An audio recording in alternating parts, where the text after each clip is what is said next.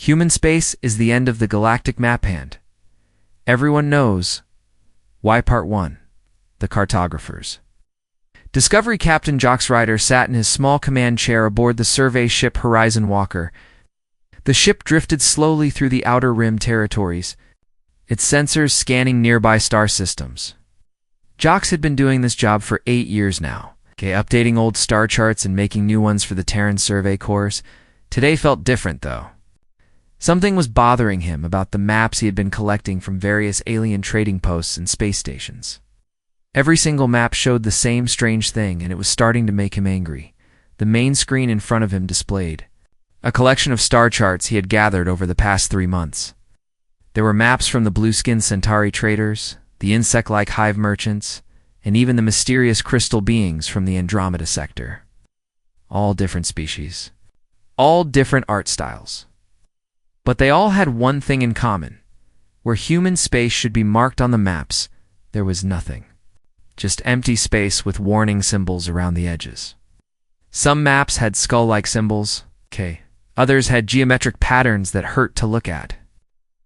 A few had words in alien languages, but his translator always gave him the same meaning. Danger, stay, away, or void zone, no entry. Jox pulled up his own human-made star chart on a second screen. It showed dozens of human colonies, trade routes, and military outposts spread across a large section of the galaxy. Busy space lanes connected Earth to New Mars, from there to the mining worlds of the Kepler system, and beyond to the agricultural planets near the Vega cluster. But according to every alien map he had seen, none of that existed. Human space was just a big blank spot on their charts. "Computer, open a channel to Nexus Prime Station," Jox said. The communication system hummed to life. After a few seconds, the face of Station Commander Mills appeared on screen. The old man looked tired, as usual. "Oh, Jox, good to see you. How's the mapping mission going?" "That's what I'm calling about, Commander. I need to speak with someone at the Galactic Mapping Consortium.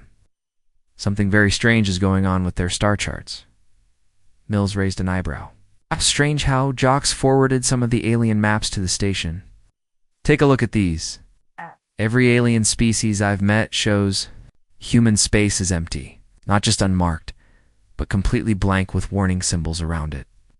Mills studied the maps for a long moment. His expression grew serious. "I see what you mean. Have you tried asking any of the aliens about it directly?" "Not yet. I wanted to check with you first. Is there some kind of military classification?" "I don't know about some reason why aliens aren't supposed to know where our colonies are." "Not that I'm aware of," Mills said slowly. "What? But you should definitely look into this.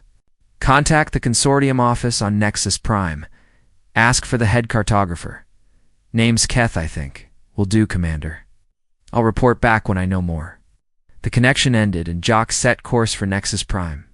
The journey took 2 days, during which he kept studying the alien maps. The more he looked, the more confused he became. It wasn't just that human space was unmarked. The way the surrounding areas were drawn suggested that the mapmakers were actively avoiding that region of space. Nexus Prime was one of the largest neutral stations in the galaxy. It's built inside a hollow asteroid. It served as a meeting place for dozens of different species. The station had strict rules about weapons and conflicts, making it the perfect place for trade and diplomacy. Jox docked his ship and made his way through the busy corridors. Aliens of all shapes and sizes moved around him, speaking in dozens of different languages. The smell of exotic foods and strange chemicals filled the air. The Galactic Mapping Consortium had a small office in the station's commercial district. When Jox entered, he found himself facing a reception desk staffed by a young human woman. "Can I help you?" she asked. "I'm Captain Ryder from the Terran Survey Corps. I'd like to speak with Keth about some mapping issues." The woman looked nervous. Let me check if Keth is available." She spoke into a communication device in a language Jox didn't recognize. After a few minutes, she nodded. "Keth will see you now, through the blue door, second office on the left." Jox walked down a short hallway and knocked on the indicated door. A voice from inside told him to enter. The office was dimly lit and filled with strange equipment. Behind a large desk sat Keth, the head cartographer. Keth was a crystalline being, roughly humanoid in shape, but made of what looked like living glass. Light moved through his body in slow, hypnotic patterns. "Captain Ryder," Keth said, his voice sounding like wind chimes. "Please, sit down. I understand you have questions about our star charts." Jock sat in the chair across from the desk. "Yes, I do. I've been collecting maps from various species, and I've noticed something strange. Every map shows human space as empty or dangerous territory. Can you explain why?" Keth's internal light patterns changed, becoming faster and more agitated. "This is a difficult topic to discuss. Why is there some kind of agreement between the consortium and human authorities? Are you not supposed to map our territory?" "No, Captain. There's no such agreement." Keth stood up and walked to a large star chart mounted on the wall. "The truth is much more complicated than that." Jox joined him at the chart. This map was different from the others he had seen. Instead of warning symbols around human space, there were detailed notes written in several alien languages. "What do these notes say?" Jox asked. Keth was quiet for a long moment. "They are reports from mapping. Expeditions that tried to chart human space. None of them were successful." "What do you mean, not successful?" "I mean, Captain, that for the past 200 years, no alien expedition has been able to properly map human territory. Ships that enter your space either disappear completely or return with ... disturbing reports." Felt a chill run down his spine. "What kind of disturbing reports?" Keth touched one of the notes on the chart. "Gravitational anomalies that shouldn't exist. Space lanes that lead to places they shouldn't go. Stars that appear to move when observed directly. Planets that exist but cannot be properly measured or cataloged. That's impossible. I've traveled through human space my entire career. It's perfectly normal. For humans, yes. But for other species?" Keth turned to face him, his light patterns now very dim. "Captain, 3 months ago, a vegan survey team attempted to map the trade route between Earth and New Mars. It was a simple mission, just updating some old navigation data. What happened to them? They returned after 2 days. Even though the mission was supposed to take 2 weeks. Their sensors showed impossible readings. According to their instruments, they had traveled through 17 different star systems. But their navigation computers insisted they had never left the starting coordinates." Jock stared at the chart, trying to make sense of what he was hearing. "Are you saying that human space is somehow ... different from normal space?" "I am saying that every species in the galaxy has learned to avoid your territory. Not because you are hostile, but because we cannot understand it. Your space follows rules that make no sense to us." Keth walked back to his desk and pulled out a datapad. "These are sensor readings from the last major attempt to map human space 50 years ago. A joint expedition by 5 different species, using the most advanced sensors available." Jox took the datapad and scrolled through the readings. The numbers made no sense. Energy signatures that were off the charts. Gravitational fields that seemed to bend in impossible directions. And space-time distortions that his human-trained mind couldn't even begin to interpret. "This can't be right," he said. Every instrument was checked and rechecked. The readings are accurate. Keth sat back down. "Captain, your people are welcome here at Nexus Prime, and we conduct trade with human merchants regularly. But none of us dare to enter human space itself, and we have learned that it is beyond our ability to comprehend." Jock set down the datapad, his mind racing. All his life, he had thought of human space as normal, ordinary. But according to every other species in the galaxy, human territory was some kind of impossible anomaly. Why hasn't anyone told us about this before? Would you have believed it? Besides, it does not seem to affect humans themselves. You navigate your space without any problems. It is only when other species attempt to enter that the ... strangeness ... becomes apparent. Jax looked at the star chart again, seeing the careful way the trade routes of other species curved around human space, never entering it directly. "I need to investigate this further," he said. Keth nodded. "But Captain, be careful. There are things about your own space that even you may not fully understand. Human space is the end of the galactic map hand.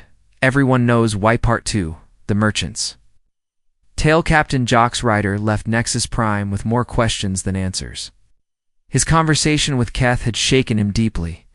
The idea that human space was somehow impossible for other species to understand seemed crazy. The evidence was right there in front of him. He decided his next stop would be Kepler Station, a major trading hub located right at the edge of human space. If anyone would know the truth about what aliens thought of human territory, it would be the merchants who worked the border routes. The journey to Kepler Station took 4 days. During that time, Jox kept thinking about what Keth had told him. Gravitational anomalies. Space that didn't follow normal rules. Ships that got lost in areas that should have been perfectly safe. None of it made sense to him. Kepler Station was much smaller than Nexus Prime, but it was always busy. The station served as the last stop for alien traders before they reached human space, and the first stop for human merchants heading out to alien territories. It was built around an old mining platform. Docking bays and trading floors added over the years as business grew. When Jox docked his ship, he headed straight for the merchant quarter. The corridors were filled with the sounds of haggling and deal-making in dozens of different languages. Cargo haulers moved through the crowds, carrying everything from rare metals to exotic foods. Jox found what he was looking for in Murphy's Bar, a popular gathering place for human traders. The bar was dimly lit and smelled of alcohol and recycled air. A dozen humans sat at various tables, talking business or just relaxing between runs.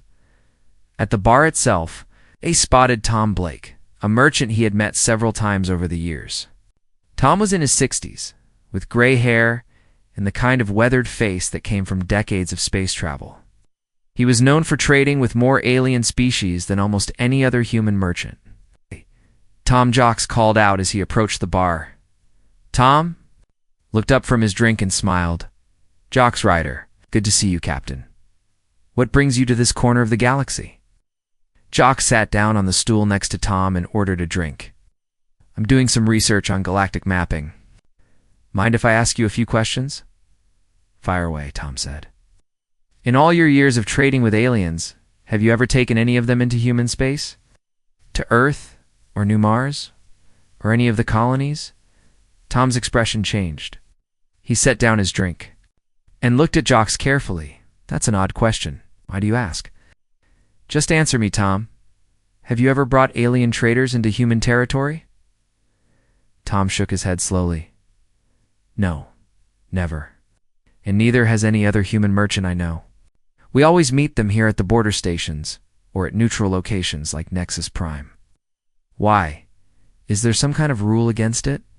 Not exactly a rule, Tom said. More like an understanding. The aliens don't want to come into our space. And we don't push the issue. Jox leaned closer. What do you mean they don't want to? Have any of them ever told you why? Tom was quiet for a moment, then signaled the bartender for another drink. This conversation is going to require more alcohol, he said. Jox, what's this really about? I've been looking at alien star charts. Every single one shows human space as empty or dangerous. I talked to an alien cartographer who told me that no species has successfully mapped our territory in 200 years. Tom's face went pale. Someone finally told you? Told me what? About the incidents? About what happens when aliens try to enter human space. Tom looked around the bar to make sure no one was listening, then lowered his voice. Jox, I've been trading on this border for 30 years. In all that time, I've heard stories that would make your hair stand on end. What kind of stories? Tom took a long drink before answering. About 15 years ago, I was here at Kepler Station when a Centauri exploration fleet arrived. 12 ships, all brand new, equipped with the best sensors and navigation equipment their species had ever built. They were planning to map the trade routes between Earth and the outer colonies.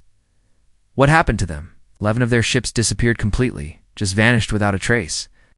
The 12th ship came back 3 days later, and the crew was...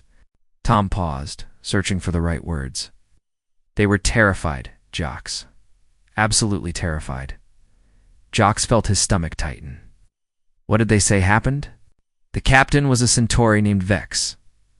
I knew him from previous trades. Good solid fellow, not the type to make things up. He told me that his fleet had entered what should have been normal space near the Mars colonies. But nothing was where it was supposed to be. Tom's hands were shaking slightly as he continued. Vex said the stars moved when they looked at them. It's not slowly like normal stellar motion, but fast, like they were being rearranged while his crew watched. His navigation computers couldn't get a fix on anything because the reference points kept changing. That's impossible, Jock said. That's what I told him. But Vex showed me the sensor logs. Jocks, I've seen a lot of strange things in my years out here, but those readings, ... Double quotes, Tom shook his head. The gravitational signatures were all wrong. We're detecting massive objects that weren't visible, and visible objects that had no gravitational signature at all. Jocks ordered another drink for himself. What else did he tell you? The worst part was the planets. Vex said they could see human colonies on their screens, but when they tried to scan them properly, the readings made no sense. The planets appeared to be solid and normal, but they were casting shadows that pointed in directions where there were no light sources. Shadows in space? That's what he said. And not just regular shadows either, the science officer told him. The shadows were being cast in dimensions that shouldn't exist. Tom finished his drink and stared at the empty glass. After that incident, word spread through the alien community. No species has attempted a major exploration of human space since then. Jock sat in silence, trying to process what he was hearing. Tom, have you ever talked to other aliens about this? Besides the Centauri? Oh, yes. Over the years, I've heard similar stories from dozens of different species. Tom gestured toward the other side of the station. Come on, let me introduce you to some of them.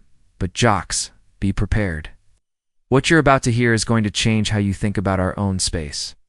They left the bar and walked through the station's alien corridor. The corridors here were different from the human sections, with varied atmospheric controls and different lighting to accommodate various species. Tom led him to a trading post run by an insectoid species called the Hive. The creatures looked like giant praying mantises with 4 arms and large compound eyes. The one behind the counter clicked its mandibles in greeting when it saw Tom. This is Click, Tom said to Jocks. Click, this is Captain Ryder. He's asking questions about human space. Click's antennae twitched nervously. Human space dangerous. Click not go there. Click's hive mates not go there. Can you tell him why? Tom asked. Click scuttled to a back.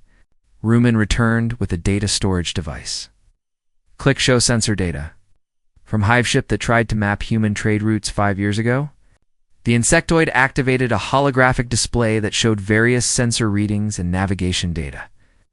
Jock studied the information, but most of it looked like nonsense. Energy signatures that spiked beyond the scale of the instruments, gravitational, readings that showed negative mass, and spatial coordinates that seemed to fold in on themselves. What am I looking at? Jocks asked. Broken space, Click replied. Human colonies exist in places that hurt to think about. Hive ship sensors detect objects in 3 dimensions, but shadows show 7 dimensions. Makes no sense to Click's people. Tom nodded. Click's hive tried to approach one of the agricultural worlds, near Vega. Their ship got within 2 light years before their navigation systems completely failed. Failed how? Click's compound eyes focused on Jocks. Ship's computers say we move in forward, but sensors show we moving backward and sideways and up and down all at the same time. Hive navigator go crazy trying to understand readings. They visited several more alien traders that day. Each one had similar stories about failed attempts to enter or map human space. Crystalline being named Sharp showed Jock's spectroscopic analysis of human star systems that revealed impossible energy patterns. A gas bag creature called Float described how its people's ships had detected human colonies that appeared to exist in multiple locations simultaneously. By the end of the day, Jocks felt overwhelmed. Every alien species had tried at some point to understand human space, and every attempt had failed in ways that seemed to violate the basic laws of physics. As they walked back toward the human quarter, Tom put a hand on Jocks' shoulder. I know. This is a lot to take in. For 30 years, I've been hearing these stories and trying to make sense of them. Have you ever tried to investigate it yourself? Jocks asked a few times. I've taken my ship through areas that aliens claim are impossible to navigate, but for me, everything seems normal. Space is space. Planets are planets. Stars are stars. So why can we navigate human space normally while other species can't? Tom stopped walking and looked at Jock seriously. That's the real question, isn't it? What is it about us, or about our space, that makes it impossible for other species to understand?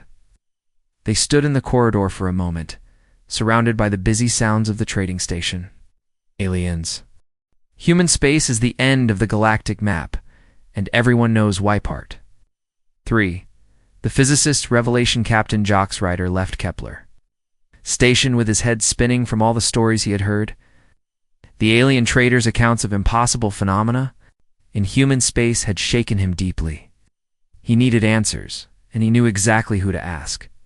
Dr. Emily Torres worked at the Galactic Science Institute, a research facility located on the neutral world of Haven.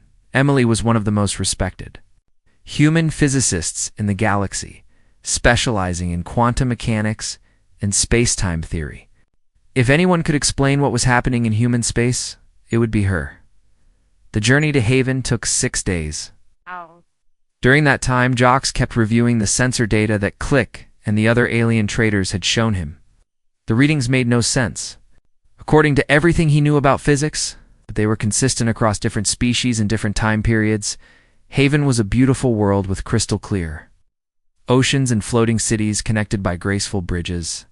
The Galactic Science Institute was built on a large island in the southern hemisphere, its white towers reaching toward the sky like fingers. Jocks docked at the Institute's private spaceport and made his way to the physics department. The hallways were filled with beings from dozens of different species, all working together on various research projects. The sight would have been inspiring under normal circumstances. But today Jocks felt too worried to appreciate it. He found Emily in her private laboratory surrounded by holographic displays showing complex mathematical equations. She was a woman in her 40s with short black hair and intelligent brown eyes that seemed to see everything at once. Jocks. Emily looked up from her work with surprise.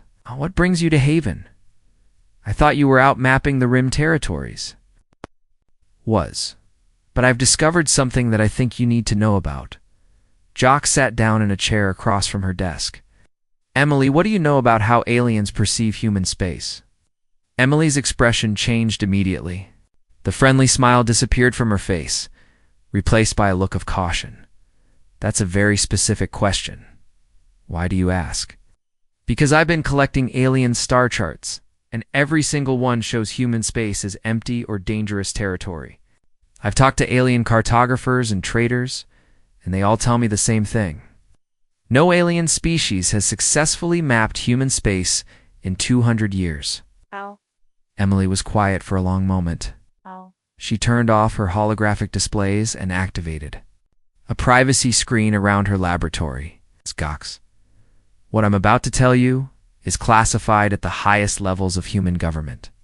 You understand that, right? Classified? Emily, what's going on? She stood up and walked to a secure cabinet at the back of the room. After entering a complex code, she removed a datapad and several physical documents.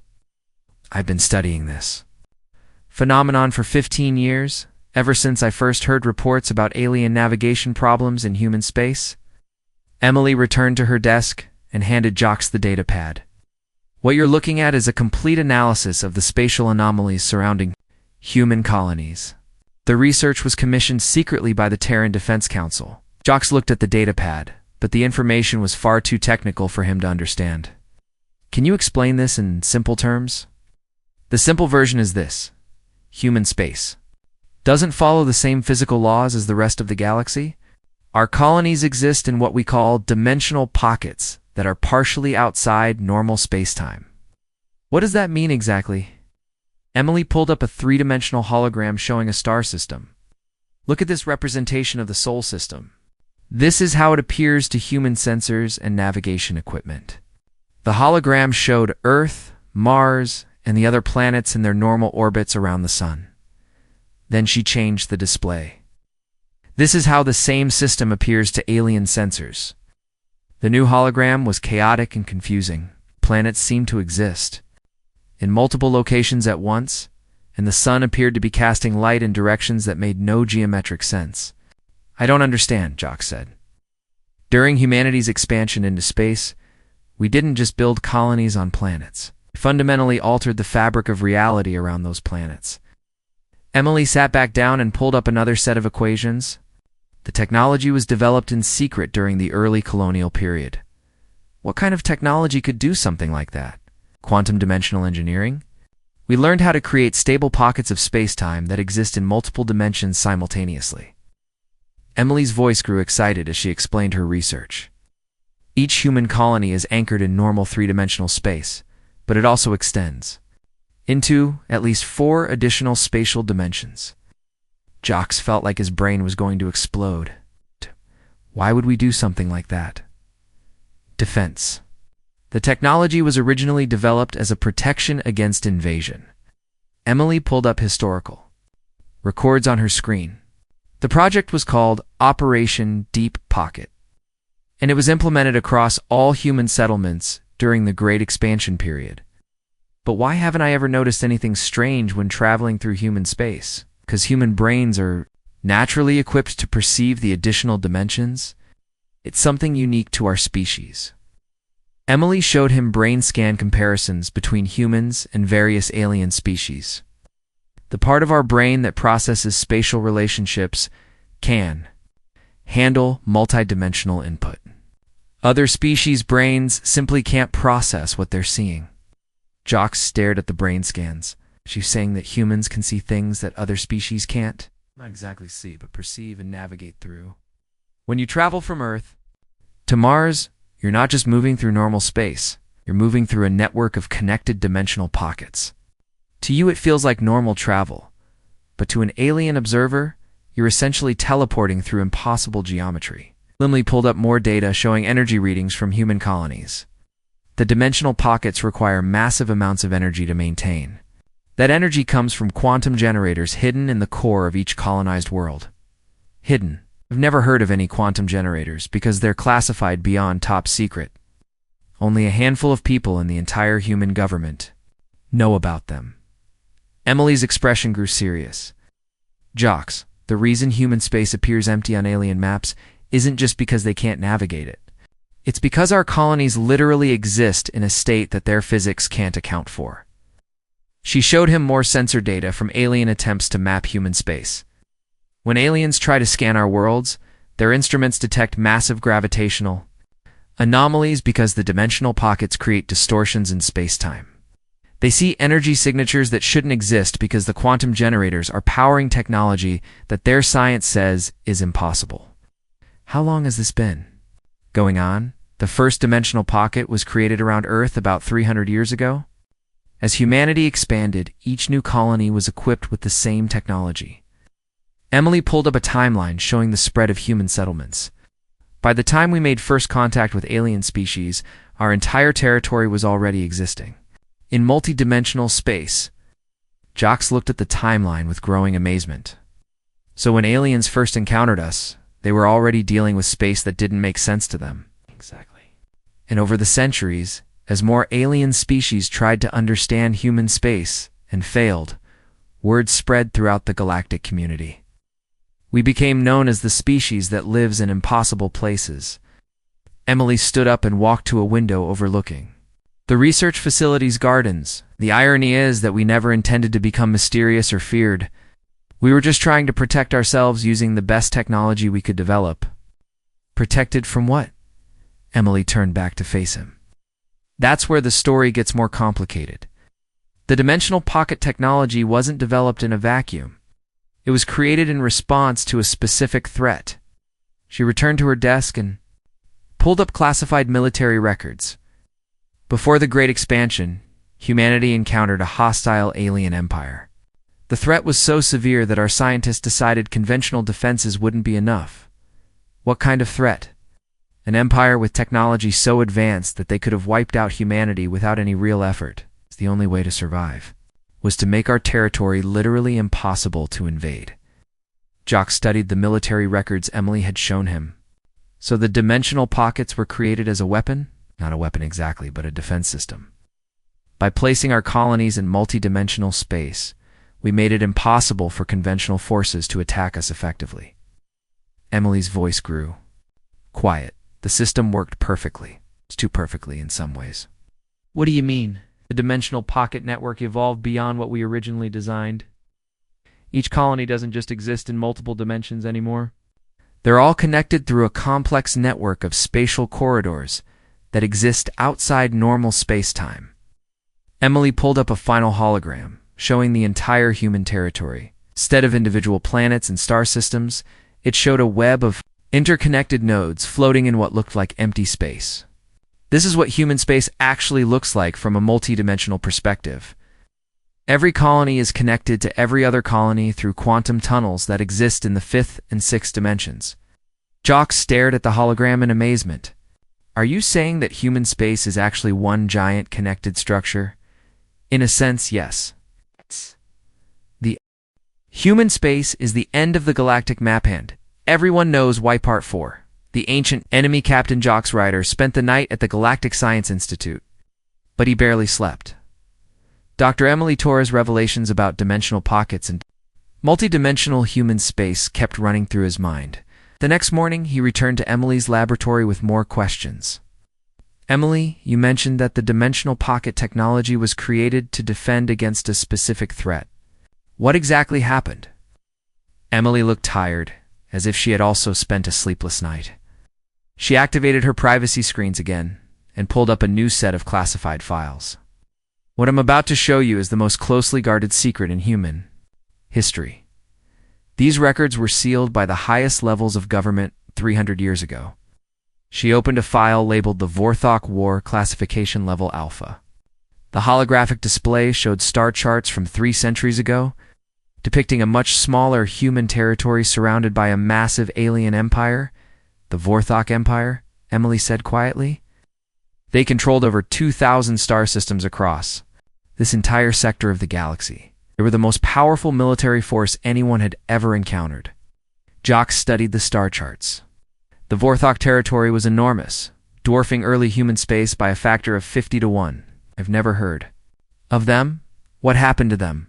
They're gone now. Completely disappeared from this region of space after their war with humanity. Emily pulled up images of HFY ships and technology. But during their prime, they were unstoppable. It conquered dozens of other species using overwhelming technological superiority.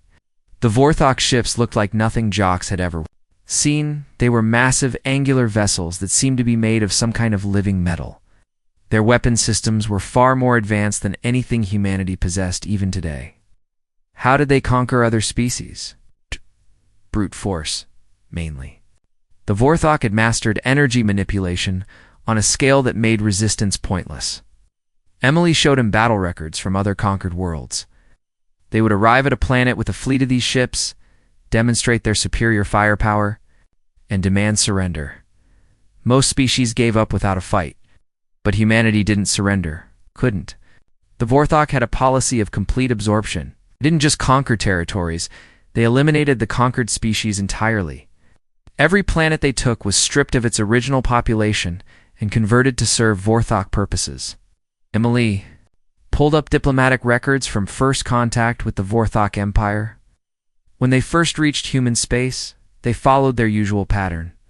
A small fleet arrived at the edge of our territory and broadcast a surrender demand to Earth. What did the message say? A standard ultimatum? Humanity had 30 days to evacuate all our worlds and report to HFY processing centers. Any resistance would result in the complete destruction of our species. Jocks felt a chill as he imagined Earth receiving such a message. How did humanity respond? The World Council sent a reply refusing the ultimatum. They asked for negotiations. Proposed compromise solutions, even offered to pay tribute. But the HFY weren't interested in negotiations. Emily showed him the next set of records. Exactly 30 days after the first message, the HFY invasion fleet arrived. 3,000 ships, each one more powerful than anything in the human military. They took positions around our outer colonies and began systematic attacks. The battle records made horrifying reading. Human colonies were being destroyed one after another, their populations wiped out with weapons that could crack planets in half.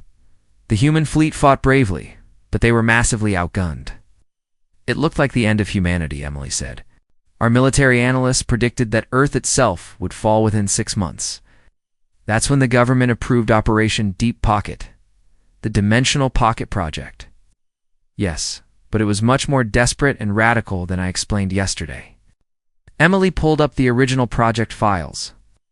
The scientists working on Deep Pocket weren't just trying to create better defenses.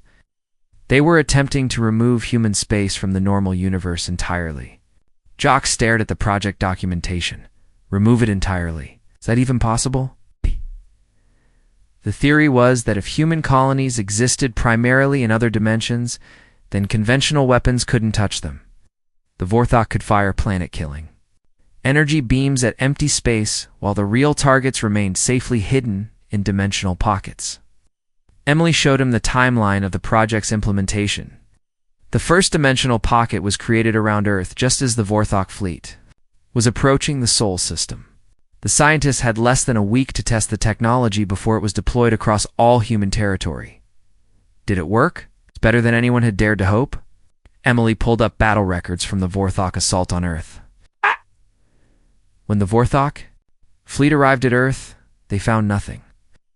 Their sensors detected a planet in the right orbital position, but they couldn't target it with their weapons. The Vorthok battle records were confusing and chaotic. Yes. Ship commanders reported that their targeting systems couldn't lock on to human installations. Energy weapons passed through what appeared to be solid structures without causing any damage. Vorthok tried everything, Emily continued. They fired their most powerful weapons at Earth's major cities. But the beams went right through the buildings as if they weren't there. They attempted to land ground forces, but their ships couldn't establish stable contact with the planet's surface. Because Earth was existing in dimensional pockets? Exactly. To the Vorthok, Earth appeared to be a ghost planet. They could see it was there, but they couldn't interact with it in any meaningful way. Emily showed him more battle records. Vorthok spent months trying to figure out what was happening. They brought in their best scientists and most advanced scanning equipment, but their technology was based on manipulating normal three-dimensional space, and human colonies were no longer entirely in normal space. What about the other human colonies? The dimensional pocket technology was deployed to every human world. Within the first month of the project, as the Vorthok fleet moved through human territory, they encountered the same problem everywhere. Planets that appeared to exist but couldn't be attacked or invaded.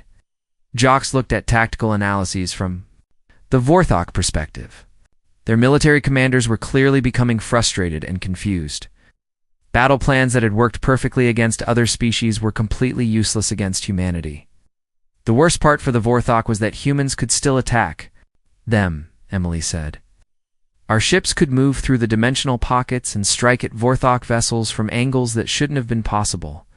She showed him footage from human military cameras during the war. Human fighters appeared to be emerging from empty space to attack Vorthok ships, then disappearing again before the enemy could return fire. How were human ships able to do that? The Dimensional Pocket Network allowed our military to travel through hidden corridors between different areas of space. A human ship could leave Earth, travel through the fifth dimension, and emerge near Mars in a fraction of the time normal space travel would require. Emily pulled up more battle footage. From the Vorthok perspective, human ships were teleporting around the battlefield.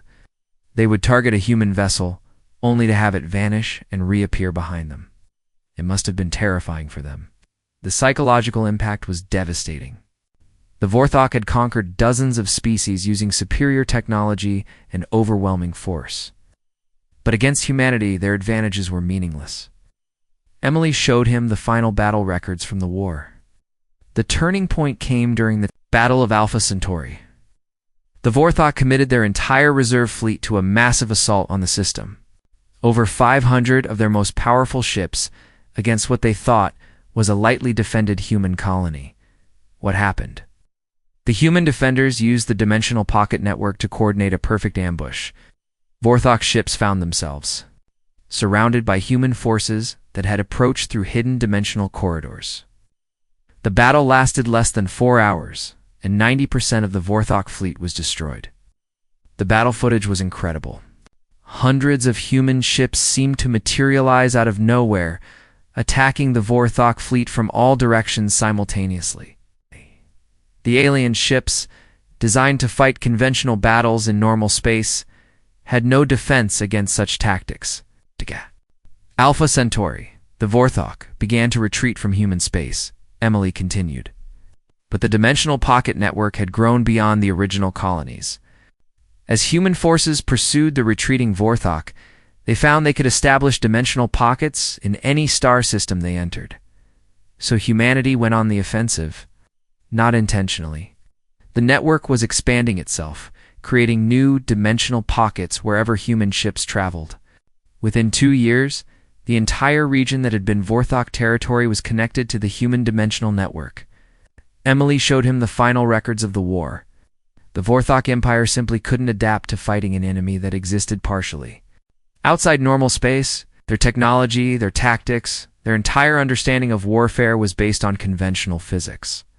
What happened to them in the end? They fled.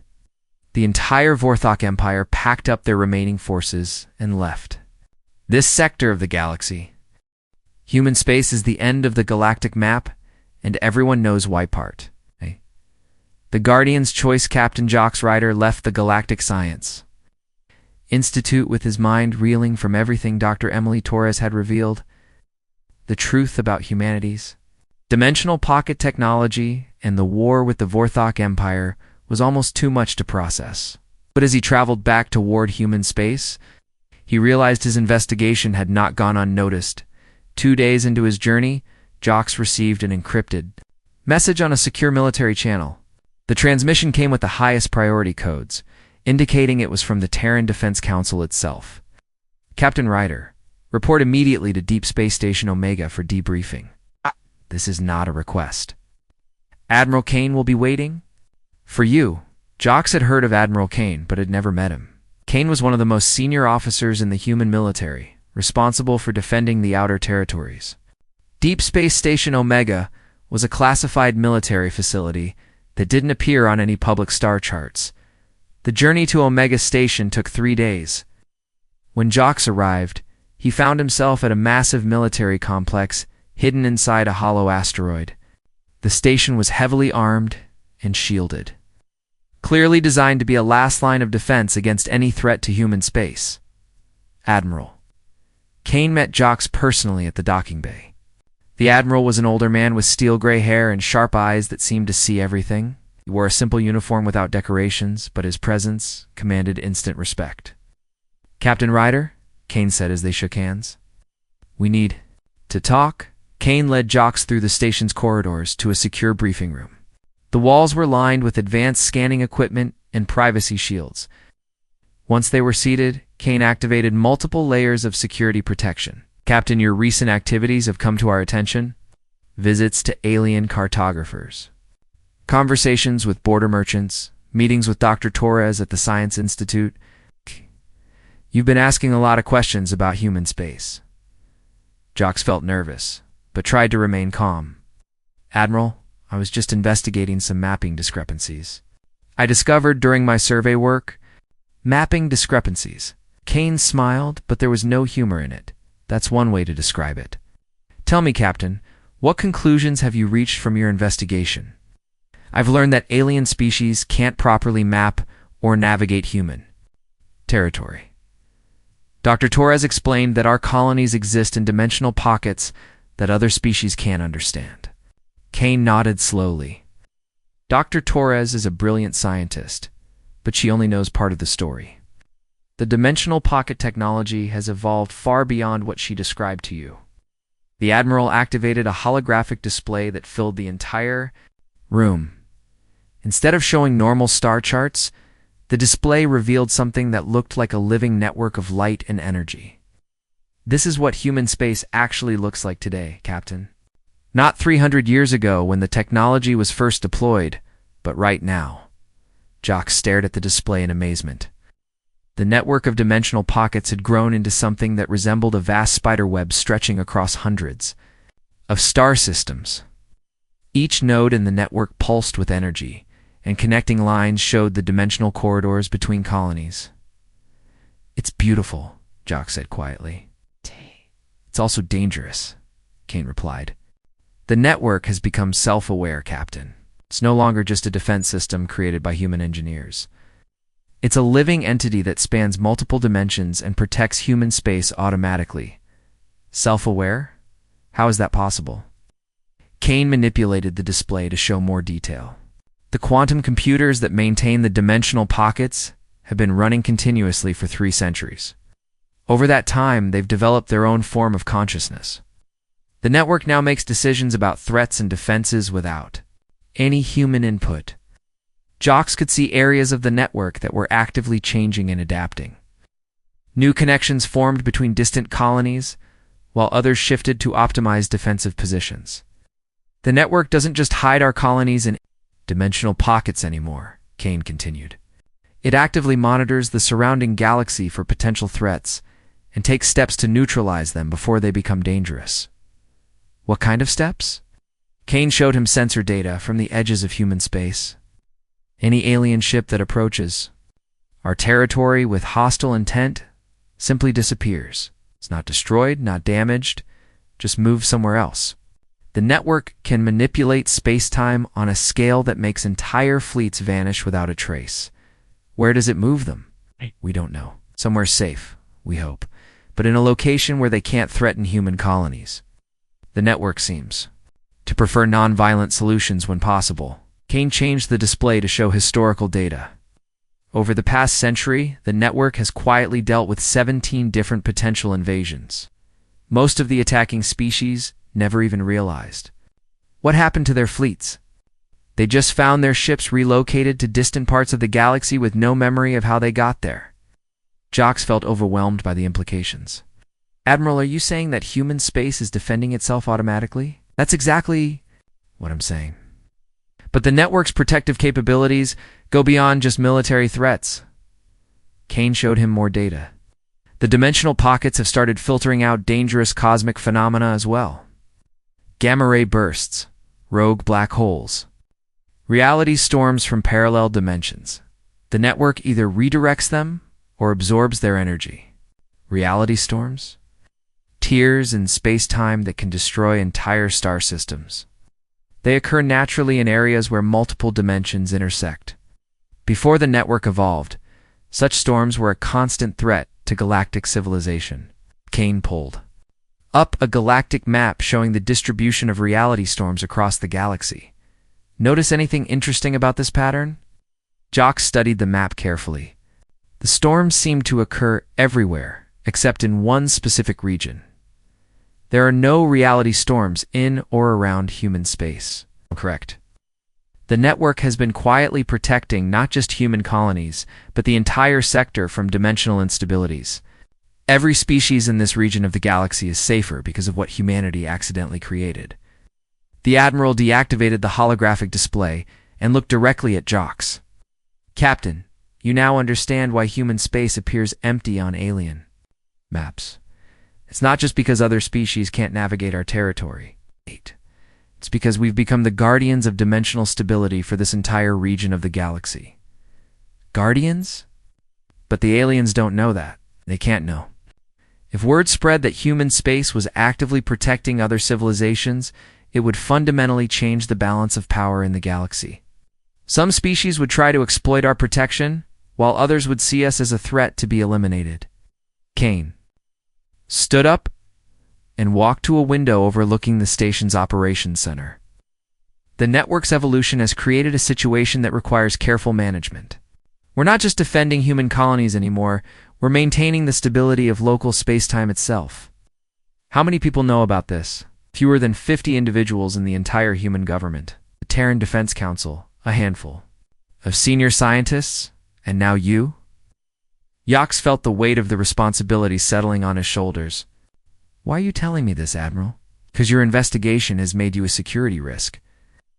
You've learned too much to simply return to your normal duties. but you've also proven that you can be trusted with classified information. Returned to his seat and pulled out a data pad. I'm offering you a choice, Captain. You can join the Deep Pocket Division and help us manage humanity's role as dimensional guardians.